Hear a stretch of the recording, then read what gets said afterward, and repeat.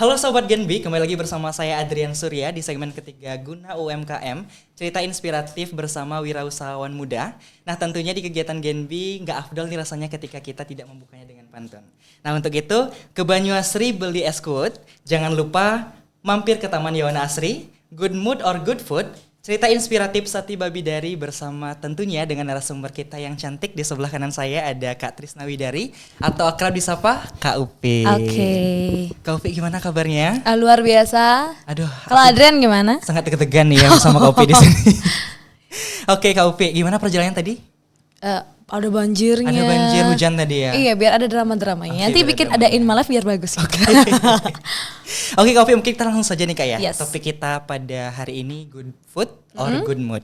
Nah yang pertama mungkin kita sudah istilahnya tahu nih Kak Upi punya usaha sate Babidari. Ya. Oke, mungkin bisa diceritakan nih Kak Upi kilas balik dari kisah sate Babidari ini. Awal mula terbentuk itu seperti apa? Iya, awal mula terbentuk. Tapi sebelum awal mula terbentuk, aku mungkin mau ngasih tahu ya, kalau misalnya dari .bali itu bukan berarti dari Bali, berasal dari Bali gitu. Tapi nama aku kan Trisna Widari. Darinya itu Widari gitu. Udah ketebak sebenarnya sih, cuman mau nanya aja ya Kak Upi. Iya, benar itu dulu. Terus kalau misalnya awal mulanya itu berawal dari ada motivasi juga sama kepesimisan ya. Karena kan mungkin teman-teman juga ada beberapa yang belum tahu. Jadi sebenarnya aku punya usaha. Jadi sebelum dari Sate Babi ini punya usaha yang lumayan lah, ada apa? Thrift, ada jual pizza juga dan lain sebagainya. Tapi ada namanya yang kayak amati tiru modifikasi gitu. Tapi kadang-kadang amati tiru tenggelam. Gitu. Jadi aku mau cari hal yang bagaimana aku bisa mengamati terus memodifikasi dan continuous gitu. Itu awal mulanya, karena kalau setiap usahaku yang lain-lain itu ya kok malah dia tuh makin lama tuh ngedown gitu, kayak apa ya, hype sesaat aja. Terus aku berinisiatif lah gimana caranya biar buka usaha itu terus menerus gitu, dan itu adalah sebuah kebutuhan dari teman-teman gitu. Ya namanya juga makanan kan. Siapa sih yang nggak mau makan? Berarti kan meninggal dong kalau misalnya dia nggak makan. Jadi itu sih asal kisah mulanya aku usaha sate gitu. Jadi awalnya memang karena ingin buka usaha yang dikangenin terus atau dibutuhkan terus kayak gitu. Jadi ke makanan deh jadinya. Ya teman-teman, benar sekali, karena yang aku tahu pribadi juga ya Kak Upi, selain sate juga sebelumnya pernah aku lihat usaha thriftnya, kemudian pernah juga kalau nggak salah waktu wisuda itu yang nganterin orang wisuda itu ya. Jadi semua peluang usaha ya. Kalau teman-teman tahu tuh Kak Upi itu semua istilahnya dicoba ya. Kita coba-coba aja ya. Coba ya benar, dan coba-coba akhirnya berhadiah. Dan akhirnya Sate Babidari ini yang istilahnya menjadi paten ya saat ini ya. ya. Paten udah 2 tahun sih. 2 tahun ya, Setengkara berjalan dengan baik Kak Upi ya. Oke, selanjutnya Kak Upi. Nah, ini mungkin agak strict ya, bukan strict sih, tapi apa yang membuat Sate Babidari dari Kak Upi ini beda dari yang lain? Dan apa yang istilahnya ingin Kak Upi menciptakan dari Sate Babidari ini sehingga orang-orang di luar sana itu interest gitu, tertarik dengan makanan, atau setelah mereka makan tuh gimana sih gitu. Oke.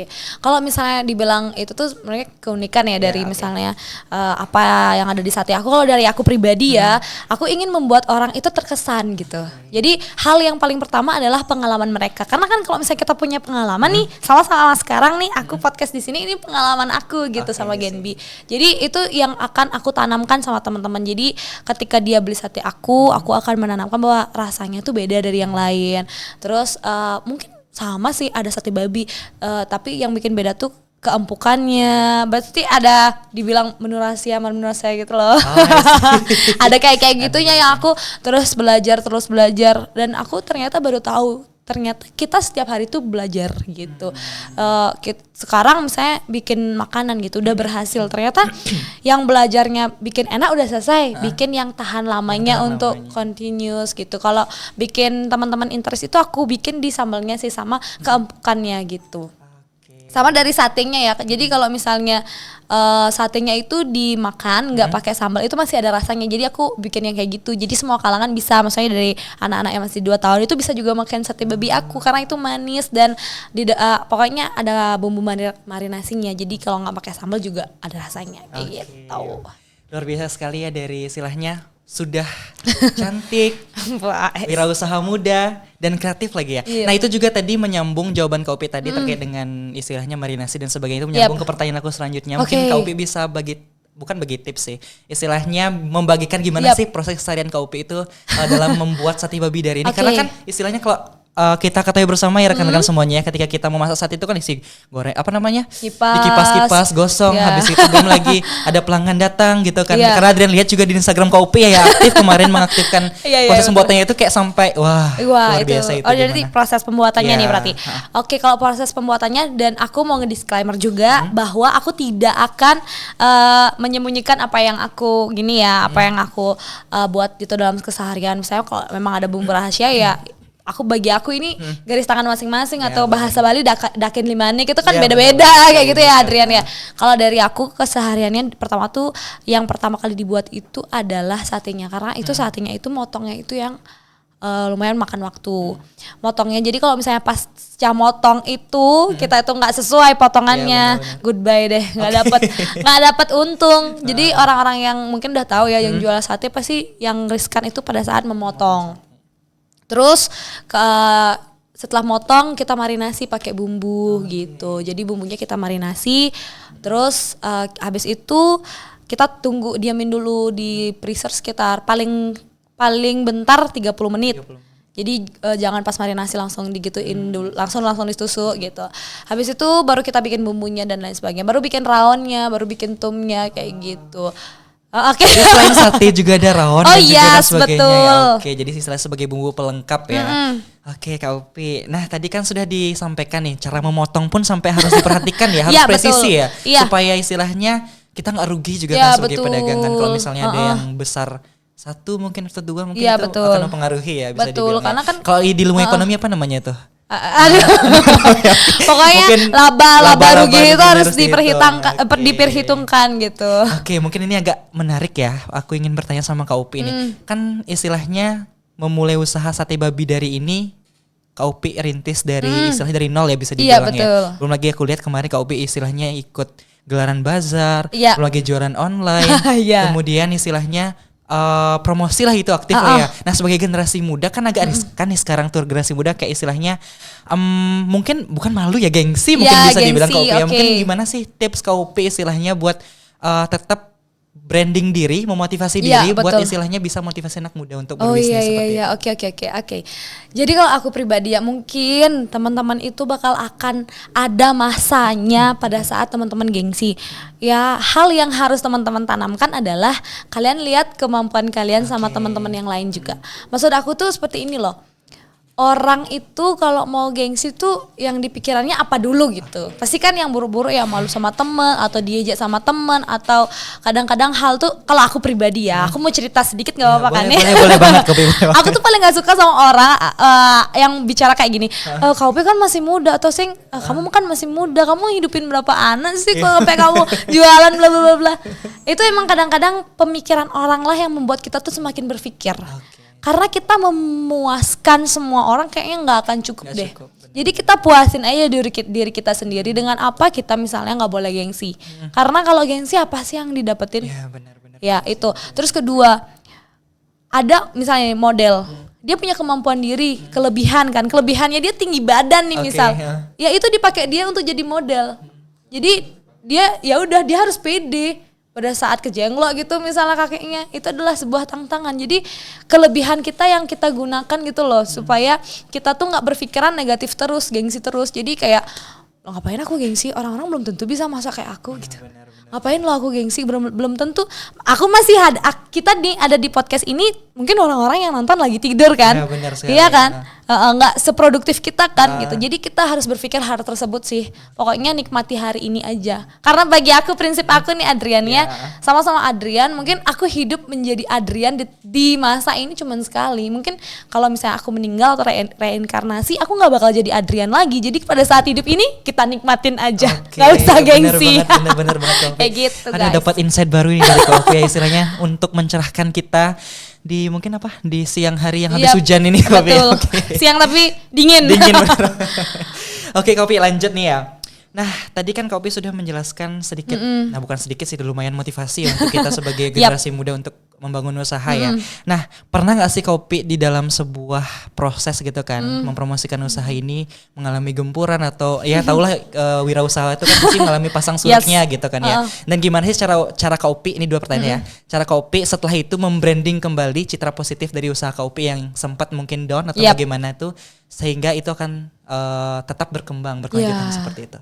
Oke, kalau dari pertama, kalau misalnya sempat down atau apa sih pasti ada ya. Tentunya pertama mental, terus kedua nggak pede sama dia lebih gini saya lebih gini.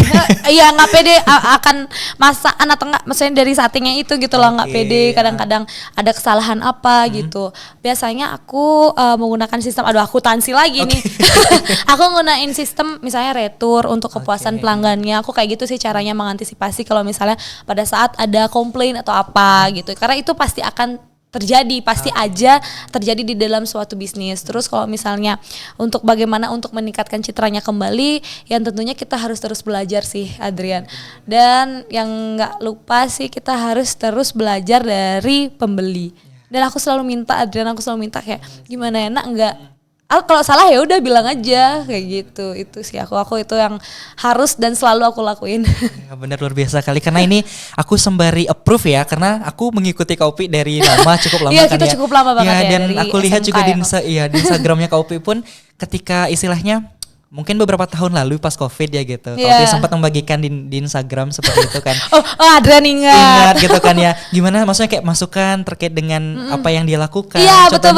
Ya, dia sampai story ya, sampai betul. replay dan dia buatin video gitu kan, luar biasa. Maksudnya konsistennya sampai sekarang ya gitu. Dan inilah buah hasil dari usaha Kopi selama ini dan hingga saat ini pun masih tetap berdikari ya bisa dibilang ya dengan usaha sate babi darinya ya. Dan semoga istilahnya bisa terus berkembang Kopi ya. Nah mungkin sebagai ucapan terakhir nih gitu ya, kata-kata terakhir Kopi karena sesi di podcast kita, ini ya, terakhir di podcast ini. Bukan serem podcast banget. Di sesi ini maksudnya siapa tahu next okay. bisa kita undang lagi ya gitu kan ya. Jadi apa sih pesan Kopi? Sorry ya, mungkin bukan pesan sih. Kata motivasi sekali lagi yang ingin Kopi sampaikan kepada sobat Genbi dan juga rekan-rekan semuanya terkait dengan bagaimana memulai usaha mungkin ataupun apapun yang ingin Kopi sampaikan. Oke, terima dan kasih. jangan lupa di akhir mungkin bisa ditambahkan di mana mereka bisa mengakses informasi sate babi darinya. Oke, terima kasih. Nah, buat teman-teman di sini yang nonton, mungkin siapapun kamu berhak untuk menjadi yang lebih baik, kamu berhak untuk berusaha. Kalau misalnya teman-teman ya zaman sekarang kan katanya bisnis itu lebih menjaminkan, tapi teman-teman jangan lupa juga kalau misalnya teman-teman masih kuliah diingat juga tugas kuliahnya. Bagaimanapun itu kalian harus tetap pendidikan yang nomor 1. Itu buat yang teman-teman kuliah. Dan teman-teman yang mau memulai usaha, teman-teman jangan pernah takut gagal. Karena menurut aku gagal itu adalah suatu motivasi untuk kita bisa bangkit lagi. Atau kita harus bisa menyiapkan diri karena kita pasti akan bertemu dengan masalah. Dengan tidaknya ada masalah, kita tidak akan bisa memperbaiki sesuatu hal tersebut untuk menjadi yang lebih baik. Ingat teman-teman, kita cuma bisa berencana, jadi Tuhan yang menentukan. Terima kasih. Jangan lupa ya kalau mau follow Instagramnya Sate Babi dari .bali. Oke, terima kasih banyak Kopi atas cerita inspiratifnya tadi. Benar sekali apa yang disampaikan Kopi tadi, bahwasanya ketika kita memulai sesuatu, memang kita semua bisa berencana, namun eksekusinya nanti itu kita yang menentukan Kopi ya. Betul. Dan kita sebagai generasi muda ya patutnya mencari peluang ya, mencari celah di mana kita bisa berkembang dan juga berproses sehingga itu akan menjadi wadah kita untuk semakin menjadi pribadi yang lebih berkembang ya. Kopi ya. Betul. Dengan ikut Genbi ini udah berkembang. Benar sih. Sekali. Kalau ngarang ke UP nih ya, aku mungkin gimana? Oke, senang banget sih aku bisa diundang di sini. Terima kasih ya. Terima kasih juga Kak Upi sudah berkenan membagikan cerita yang inspiratif. Mungkin sebagai kata penutup kita bisa kumandangkan lagi jargon tadi. Masih ingat Kak Upi? Aduh, gimana ya? Guna UMKM, sharing and caring bersama Genbi gitu ya. Sharing and caring bersama Genbi. Oke, bisa? siap. Habis itu nanti bisa bye-bye gitu ya. Oke, kita mulai Kak Upi ya. Yes. Guna UMKM, sharing and caring bersama Genbi. Bye-bye. 1, 2, 3